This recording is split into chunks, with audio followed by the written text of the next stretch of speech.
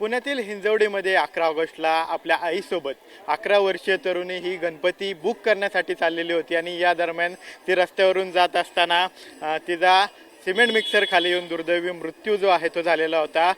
11 वर्षीय प्रत्युषा बोराडे ही खरं तर काही दिवसात येणाऱ्या गणपती उत्सवासाठी घरी बसतो त्या गणपती बुक करण्यासाठी ती चालली होती आणि तिचा यामध्ये दुर्दैवी मृत्यू झाल्यानंतर त्यांच्या कुटुंबियांनी शासनाकडे न्याय मागण्याचा प्रयत्न केला, मात्र अजूनही त्यांना न्याय मिळत नाही अशी त्यांची तक्रार आहे। आणि ती आज पुण्यातील पहिला मानाचा गणपती असणाऱ्या कसबा गणपती या ठिकाणी आलेले होते आणि त्यांना न्याय मिळावा यासाठी त्यांनी कसबा गणपतीचं साकडं घातलेलं आहे आणि त्या ठिकाणी अशा पद्धतीने हा न्याय मिळावा असा बोर्ड जो आहे तो त्यांनी धरलेला होता। आपण त्यांच्या नातेवाईकांशी बोलणार आहोत। त्यांचे नातेवाईक आणि वडील या ठिकाणी आलेले होते।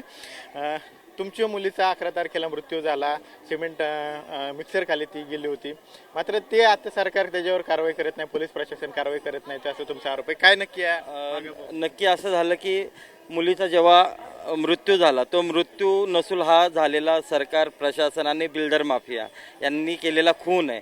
कारण तेव्हा हा पीक आवर टाईम होता, तेव्हा जड वाहनास पूर्णपणे बंदी होती। 6:30च्या सुमारास ही घटना घडली आणि पोलीस प्रशासनाकडे गेलो असता पोलीस प्रशासनाने ड्रायव्हरला फक्त अटक केली आहे। आम्ही म्हणलो की बिल्डरला थेट आरोपी करा, पोलीस म्हणतात की बिल्डरला आम्ही थेट आरोपी नाही सह आरोपी सुद्धा करू शकत नाही आहे। तर हे भ्रष्ट प्रशासनाला माझा खडा सवाल आहे। अजितदादा पुण्याचे पालकमंत्री त्यांची पूर्ण जबाबदारी आहे, कारण माझी मुलगी ही त्यांचीच मुलगी आहे, कारण पालकमंत्रीचा अर्थच तो असतो। एकनाथ शिंदे साहेब झाले, फडणवीस साहेब झाले, ह्या गोष्टींकडे सगळे दुर्लक्ष करतात। तुम्ही सगळ्यांनी मिळून ठरवलं आहे का की कायदा पायाखाली घालवायचा? आज मी फुलासारखी माझ्या 11 वर्षाची मुलगी मोठी केली, ह्या बकासुराने माझ्या मुलीचा जीव घेतला। मी हा अपघात नाही आहे, मी जी FIRमध्ये स्पष्ट कंप्लेंट आहे की हा खून म्हणून मान्य केला पाहिजे। नेग्लिजन्सपणा बिल्डरचा पूर्णपणे आहे। बिल्डर पैशाच्या दबावामुळे किंवा काही गोष्टींमुळे आम्हाला न्याय देण्यापासून नाही रोखू शकत आणि येत्या 2 दिवसानंतर आम्ही कमिशनर ऑफिसला ठिय्या आंदोलन करत आहोत। आई, वडील आणि मुलगा जोपर्यंत आम्हाला न्याय मिळणार नाही तोपर्यंत आम्ही कमिशनर ऑफिसपासून हलणार नाही आहे, हीच गणपती बाप्पाकडे आमची प्रार्थना आहे। स्वयंपाक करणार आहे तिथंच आम्ही कमिशनर ऑफिसच्या समोर राहणार आहोत। जोपर्यंत क्रिशला बिल्डर याला अटक करत नाही तोपर्यंत आम्ही तिथनं कमिशनर ऑफिसपासून पिंपरी चिंचवडच्या आम्ही तिथनं अजिबात हलणार नाही आणि तिथंच आम्ही अमरण उपोषण सुद्धा करू जर आम्हाला जर न्याय मिळाला नाही तर। आणि तोपर्यंत आमचा हा लढा असाच पूर्ण राहणार आहे आणि आमचा हा लढा दिल्लीपर्यंत आम्ही नेणार आहोत आणि दिल्लीचा लाल किल्ला आम्ही हादरून सोडल्याशिवाय राहणार नाही।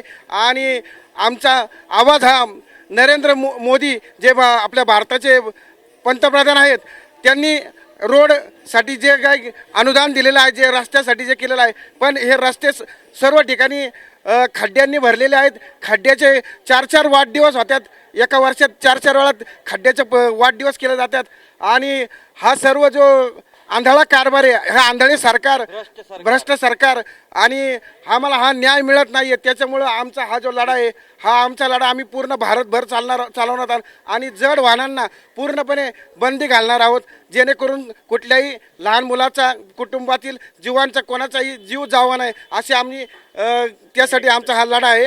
तर तुम्ही मुख्य ऐका की तुम्ही आज कसबा गणपती समोर हा बोर्ड घेऊन आला होता, काय नक्की त्यामागे उद्दिष्ट होतं? काय उद्दिष्ट हे होतं की लहानपणापासून आम्ही पुण्यात मोठे झालो, लहानपणापासून गणपतीच्या सगळ्या गोष्टी कसं केलं जातं आम्हाला सगळ्या गोष्टींचं हे आहे। तर माझी मुलगी बाप्पा घ्यायला गेली होती, परंतु माझ्या मुलीचा हा अपघात बाप्पा घ्यायला जाताना झाला। तर माझी प्रामाणिक इच्छा आहे की देव बाप्पाने हा न्याय दिला पाहिजे। समाजातील प्रत्येक लोकांची, आज माझी मुलगी गेली, उद्या कुणाची जाईल, ही काळी रात्र काळा दिवस हा कुणाच्या आयुष्यात आला नाही पाहिजे।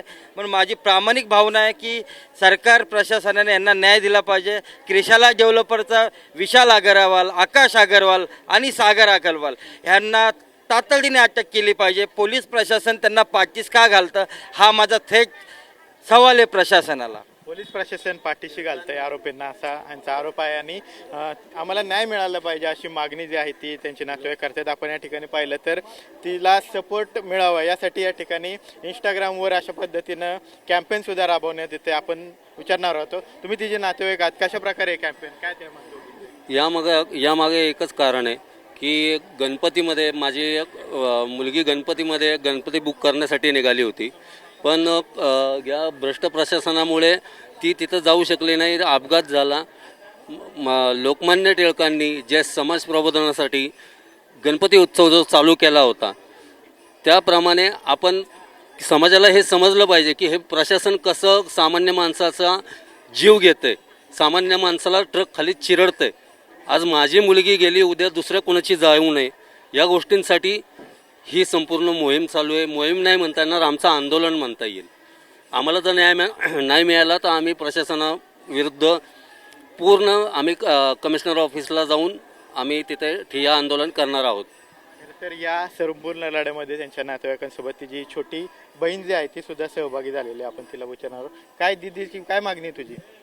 माझ्या प्रदेशात तिला नाही मिळेल का? आपण पाहतोय की ही बारकी सुद्धा विचारते की माझ्या प्रत्युषा दिदीला न्याय मिळेल का? कुठेतरी या गोष्टीला न्याय मिळाला नाही आणि त्यामुळेच अशा प्रकारे ही सर्व कुटुंबीय त्यांचे नातेवाईक या ठिकाणी मानाच्या पहिला गणपती असणाऱ्या कसबा गणपती समोर साकडं घालण्यासाठी आल्याचं आपल्याला पाहायला मिळतं. कॅमेरा पर्सन नागेशसह विनय जगताप, TV9 मराठी, पुणे.